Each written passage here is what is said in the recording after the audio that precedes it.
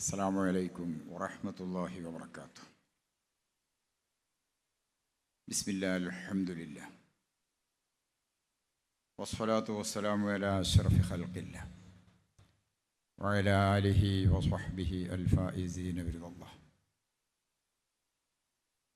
വേദിയിൽ അണിനിരന്ന സാദാത്തുക്കളും പണ്ഡിത ശ്രേഷ്ഠരും നേതാക്കളുമായ ബഹുമാന്യരെ, ഈ സദസ്സിൽ തിങ്ങി നിറഞ്ഞു നിൽക്കുന്ന SYS പ്രതിനിധികളെ, ഹെറിറ്റേജ് കോൺഫറൻസിൻ്റെ ഭാഗമായി ഒത്തിരി കാര്യങ്ങൾ നമ്മൾ മനസ്സിലാക്കി കഴിഞ്ഞു.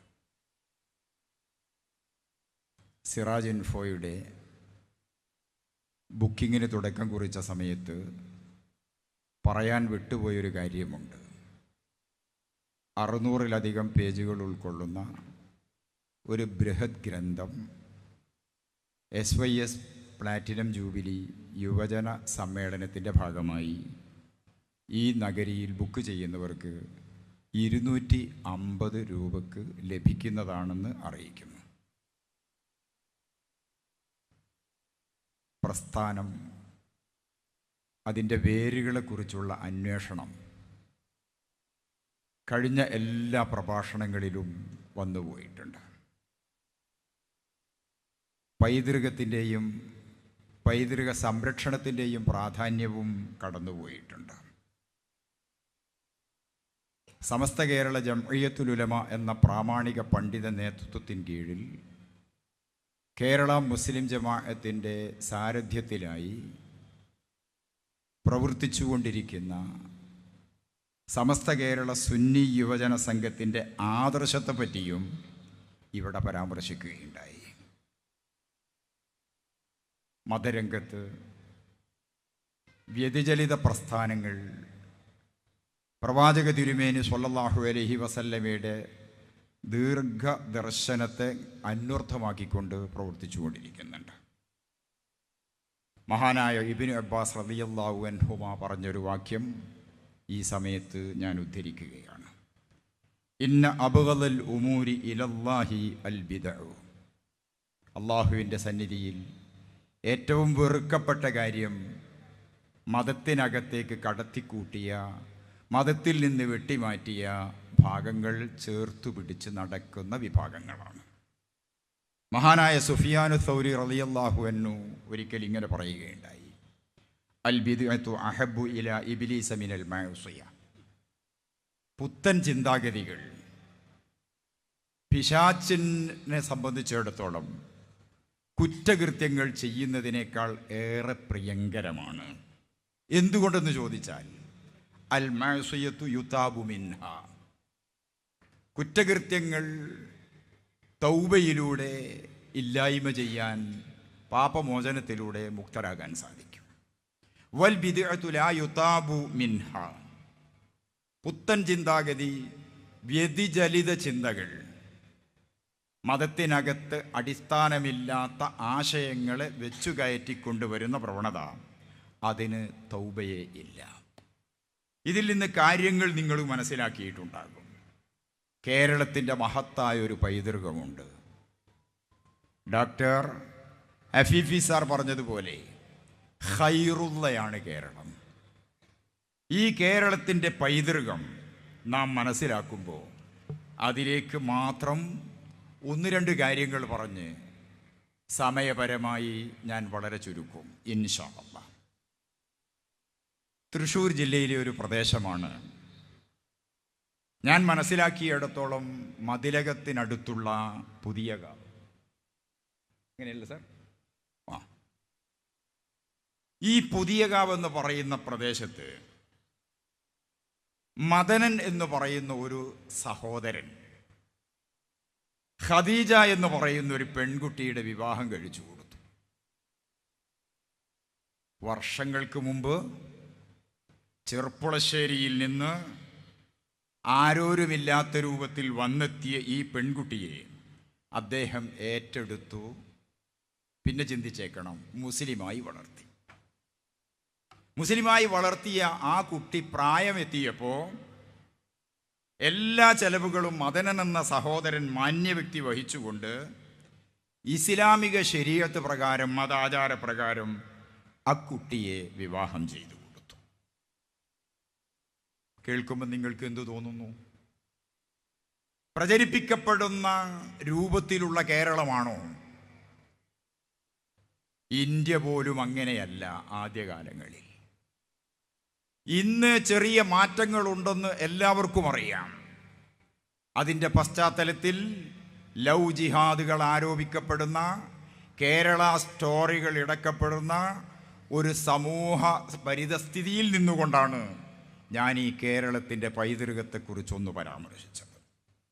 അപ്പോൾ നിങ്ങൾ പറയും, അത് ഒരു അമുസ്ലിം സഹോദരനല്ലേ? എന്നാൽ ഞാനൊരു മുസ്ലിം സഹോദരനെ പരിചയപ്പെടുത്താം. കാഞ്ഞങ്ങാട്ടുകാരനാണ്. അദ്ദേഹത്തിൻ്റെ പേര് അബ്ദുള്ള എന്നാണ്. ഭാര്യയുടെ പേര് ഖദീജ എന്നുമാണ്. എന്താ അദ്ദേഹം ചെയ്തത്? തഞ്ചാവൂരിൽ നിന്ന് രാജേശ്വരി എന്ന് പറയുന്ന കുട്ടി 7-8 വയസ്സുള്ള സമയത്ത് അദ്ദേഹത്തിൻ്റെ അടുത്തെത്തിപ്പെട്ടു. ആ കുട്ടിയുടെ അച്ഛനും അമ്മയും മരിച്ചുപോയി. ആ കുട്ടിയെ കൈയൊഴിയുകയല്ല അബ്ദുള്ള ചെയ്തത്, ഖദീജയും ചെയ്തത്. ആ കുട്ടിയെ വളർത്തിയുമ്പോൾ ഈ കുടുംബത്തിൽ വേറെ 3 മക്കളുണ്ട്. ഷമീം, നജീബ്, ഷെറീൻ. ഈ കുട്ടികളെപ്പോലെ ആ കൊച്ചിനെയും അബ്ദുള്ളയും ഖദീജയും വളർത്തി.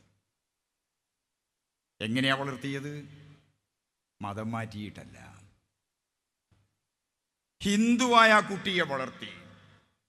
എന്നിട്ട് രാജേശ്വരി എന്ന കുട്ടിക്ക് 22 വയസ്സായപ്പോൾ മേൽപ്പറമ്പ്, ജാമിയ സൈദിയയുടെ അടുത്തൊരു പ്രദേശമാണ്, അവിടെയുള്ള വിഷ്ണു പ്രസാദ് എന്ന് പറയുന്ന ഹൈന്ദവ സഹോദരന് വിവാഹം ചെയ്തു കൊടുത്തു. എങ്ങനെയാണ് വിവാഹം ചെയ്തത്? മാന്യോട്ട് അമ്പലത്തിൽ പോയി ഹൈന്ദവ മത ആചാരപ്രകാരം അക്കുട്ടിയുടെ വിവാഹം നടത്തിക്കൊടുത്തു എന്നതാണ് ഞാൻ പറഞ്ഞതിൻ്റെ ചുരുക്കം. ഇതാണ് കേരളം. ഇനി മറ്റൊരു കഥ കൂടി പറഞ്ഞ് ഞാൻ അവസാനിപ്പിക്കാം. കഥയല്ല, സംഭവം. അതിങ്ങനെയാണ്. ഒരു ശ്രീധരൻ, കേൾക്കണം നിങ്ങൾ, ഇതാ കേരളം. ശ്രീധരൻ മയ്യത്ത് നിസ്കാരത്തിൻ്റെ അഭ്യർത്ഥന നടത്തുന്നു. ശ്രീധരൻ പറയുക, എൻ്റെ ഉമ്മ മരിച്ചു. ഉമ്മയുടെ പേര് സുബൈദ എന്ന. എൻ്റെ ഉമ്മ മരിച്ചിട്ടുണ്ട്. നിങ്ങൾ എൻ്റെ ഉമ്മാക്ക് വേണ്ടി മയ്യത്ത് നിസ്കരിക്കണം. ശ്രീധരൻ അന്നേരത്തുള്ളത് ഒമാനില്ല. എന്താ ശ്രീധരൻ ഇങ്ങനെ സുബൈദ എന്ന ഉമ്മാക്ക് വേണ്ടി മയ്യത്ത് നിസ്കാരത്തിന് അഭ്യർത്ഥന പുറപ്പെടുവിക്കുന്നത്, അപേക്ഷ നൽകുന്നത്? ഞങ്ങളുടെ നാട്ടിലൊക്കെ ഇഷ്ടം പോലെ വെള്ളിയാഴ്ചകൾ നിസ്കാരം ഉണ്ടാവും. ഓരോരുത്തർ തരും. അബ്ദുള്ള എന്ന എൻ്റെ ആളോ ബന്ധപ്പെട്ടവരോ മരിച്ചാൽ ഞാൻ കൊടുക്കും. മയ്യത്ത് നിസ്കാര അഭ്യർത്ഥനയിൽ പുതുമയില്ല. റയീസുലുലമയുടെയും സുൽത്താനുലുലമയുടെയും ബദ്രുസാദാത്തിൻ്റെയും മുഹ്യിസുന്നയുടെയും പേരിലായി വെള്ളിയാഴ്ചകളിൽ സിറാജ് ദിനപത്രത്തിൽ ധാരാളമായി മയ്യത്ത് നിസ്കാരത്തിൻ്റെ അഭ്യർത്ഥനകൾ വരാറുണ്ട്. എന്താ ശ്രീധരൻ്റെ ഇതിൻ്റെ പ്രത്യേകത? ശ്രീധരൻ ജീവിച്ചത് മലപ്പുറം ജില്ലയിലെ കാളികാവിലാണ്. ശ്രീധരൻ്റെ അച്ഛനും അമ്മയും മരിച്ചു പോയിരുന്നു. ആദ്യം അച്ഛൻ മരിച്ചു, പിന്നെ അമ്മ മരിച്ചു. അമ്മയുടെ പേര് ചക്കി എന്നാണ്. ഞാനിതൊക്കെ പറയുന്നത് ഇല്ലാത്തൊരു കഥയെ ഒരു പ്രഭാഷകൻ്റെ എന്താ പറയേണ്ടത് ആവേശത്തിൽ സംസാരിക്കുകയല്ല. അങ്ങനെ എന്തു സംഭവിച്ചു? ചക്കി മരിച്ചു. ചക്കി മരിക്കുമ്പോൾ സുബൈദ എന്ന് പറയുന്ന ഈ ഉമ്മക്ക് മറ്റൊന്നും ചിന്തിക്കേണ്ടി വന്നില്ല.